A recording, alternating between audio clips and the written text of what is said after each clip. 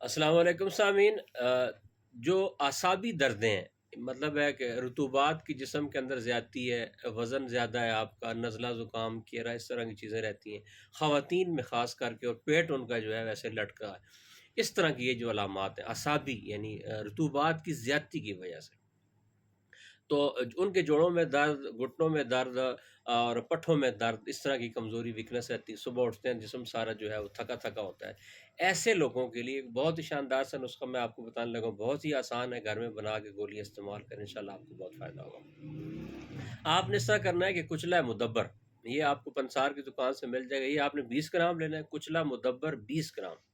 اس کے اندر 20 گرام بادام ڈالنے اور 20 گرام منقع، بہت اچھے طریقے سے ان کو آپ مکس کر لیں، اور اس کے بعد چنے کے برابر اس کی گولیاں بنا لیں، ٹھیک ہے جی۔ ایک ایک گولی صبح دوپہر شام، یا صبح شام آپ چائے کے ساتھ یا قہوہ کے ساتھ لے سکتے ہیں، انشاءاللہ ثم انشاءاللہ چند دنوں میں یہ جو اعصابی دردیں ہیں، نزلہ زکام کیرا ہے، یہ سارا کچھ ختم ہو جائے گا جی۔ السلام علیکم۔